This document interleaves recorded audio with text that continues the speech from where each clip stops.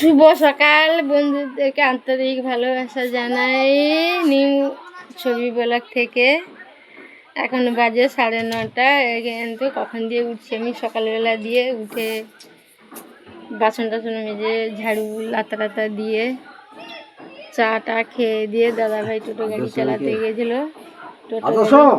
টোটো গাড়ি চালিয়ে এসে খাচ্ছে। আমার শাশুড়ি মা খেয়ে দিয়ে রেশন ধরতে গেছে। তোমাদের যে আমি একটু শেয়ার করি, কিন্তু যে তুমি কেন কাজ করছো, আমাকে কিন্তু সকালবেলা সব কাজ করতে হয়। ভালো আছে, সকালবেলা কিন্তু আমাকে সব কিছু কাজ করতে হয়। সকালবেলা উঠে আমার শাশুড়িকে চা করে দেওয়া, দাদাভাইকে চা করে দেওয়া, সব কিছু বাসন মাজা, জানো তো দেশের ঘরে ঘর বাইরে বুলানা, সব কিছু কাজ আমাকে করতে হয়। দুপুরবেলায় যে আবার রান্না হবে, ঘর মুছা, সব কাজ করতে হয়।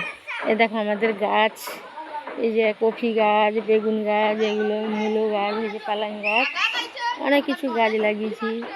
আমি তো ছিলাম না, কলকাতায় ছিলাম অনেক বছর, 15-16 বছর ছিলাম।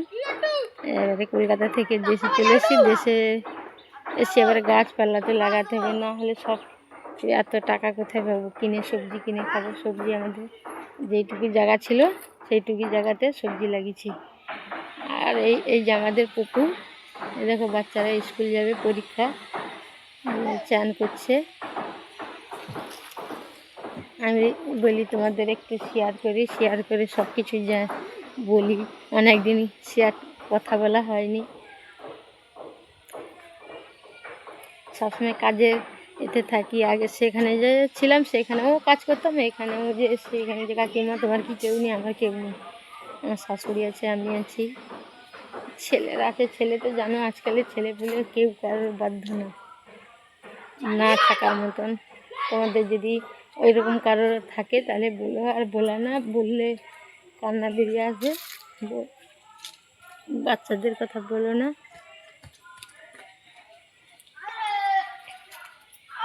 এবারে দুপুরবেলা রান্না হবে। দাদা ভাই মাছ আনতে গেছে, মাছ আনলে রান্না হবে। এখন কি রান্না হবে তা জানি না।